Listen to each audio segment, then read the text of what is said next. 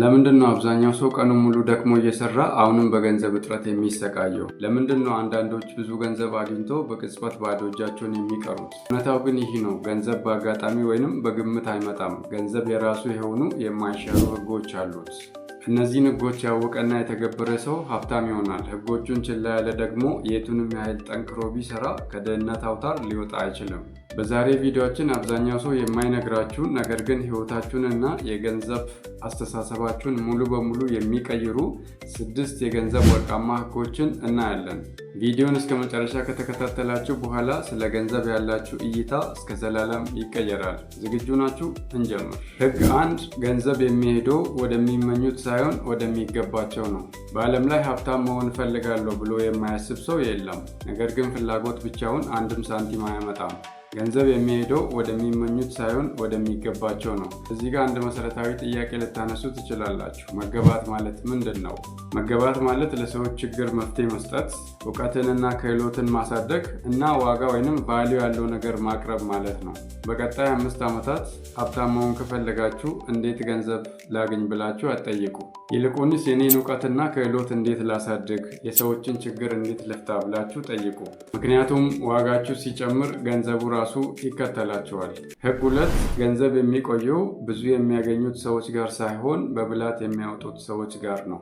ብዙ ሰዎች የሚያስቡት ትልቁ ችግራቸው የገቢ ማነስ ይመስላቸዋል። ነገር ግን በየወሩ ጥሩ ገቢ እያገኙ ወሩ ሳያልቅ ባዶ እጃቸውን የሚቀሩ ሰዎችን አይታችሁ አታውቁም? ሀብታም የሚያደርጋችሁ የምታገኙት የገንዘብ መጠን ሳይሆን በብልሃት ቆጥባችሁ ኢንቨስት የምታደርጉት የገንዘብ መጠን ነው። ገንዘብን በብልሃት የሚያወጣ ሰው ማለት የማይበላ፣ የማይጠጣ ወይንም ደግሞ የማይለብስ ሰው ማለት አይደለም። ነገር ግን የምገዛው ነገር ለወደፊት ሀብት ይፈጥርልኛል ወይንስ ገንዘብ ነው ከኪስ የሚያወጣው ብሎ የሚያስብና የሚጠይቅ ሰው ነው። ያገኛችሁትን ገንዘብ በሙሉ ለታይታና ለጊዜያዊ ደስታ የምታጠፉ ከሆነ ምንም ያህል ብዙ ብታገኙ ከድህነት አውታር ልትወጡ አትችሉም። ሕግ 3: ገንዘብ ሊያገለግላችሁ ይችላል። በተመሳሳይ መልኩም እናንተን ባሪያው ሊያደርጋችሁ ይችላል። ገንዘብ ጥሩ አገልጋይ ነው፣ ነገር ግን በተመሳሳይ መልኩም መጥፎ አዛዥ ነው። ገንዘብ እናንተን ማገልገል የሚጀምረው እናንተ ያላችሁ ገንዘብ ላይ ስልጣን ሲኖራችሁ ነው።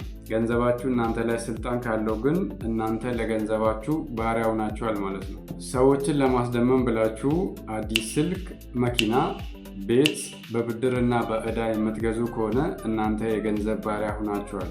ነገር ግን እናንተ በምተኙበት ሰዓትም ይሁን ገንዘባችሁን ኢንቨስት አድርጋችሁ ገንዘባችሁ እንዲሰራላችሁ ከፈቀዳችሁለት ገንዘባችሁ ለእናንተ ባሪያችሁ ሆነዋል።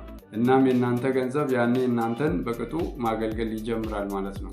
ሕግ 4: በብዛት ጊዜ ያስቀመጣችሁት ገንዘብ በመከራ ጊዜ ይታደጋችኋል። የሰው ልጅ ሕይወት ልክ እንደ አየር ሁኔታ ነው። ሁልጊዜ በጋ አይሆንም። ክረምትና ዳመናማ ቀናቶች ይመጣሉ። በሕይወታችሁ ነገሮች ሁሉ መልካም በሆኑበት ወቅት፣ ጥሩ ገቢ በምታገኙበት ወቅት የምታደርጉት የገንዘብ ጥንቃቄ የወደፊት ሕይወታችሁን ይወስናል። በብዛት ጊዜ የሚባክን ገንዘብ በእጥረት ጊዜ የደም እንባ ያስመጣል። ስለዚህ አሁኑኑ የአደጋ ጊዜ ፈንድ ወይንም ኢመርጀንሲ ፈንድ ማዘጋጀት ጀምሩ። ቢያንስ የ3 ወርና የ6 ወር ወጪያችሁን የሚሸፍን ገንዘብ ማስቀመጥ ጀምሩ።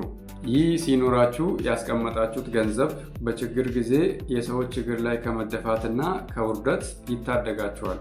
ሕግ 5: የገንዘብ እውር ፍቅር ሰብአዊነታችሁን ያሳጣችኋል።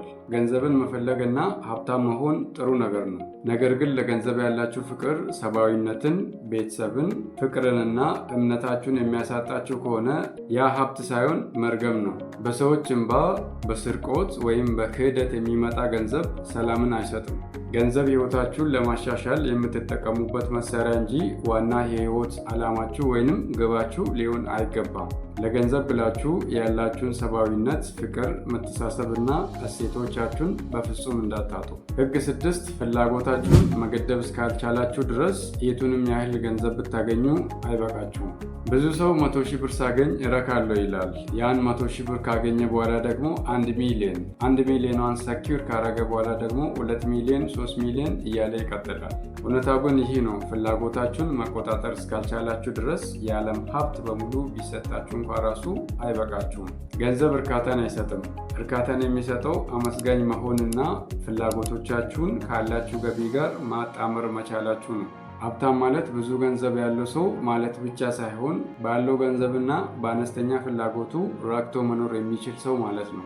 ውድ የቻናላችን ቤተሰቦች እስካሁን ያየናቸውን 6ቱን የገንዘብ ህጎች እንከልሳቸው። ህግ 1 ገንዘብ ወደሚገባቸው እንጂ ወደሚመኙት ሰዎች አይሄድም።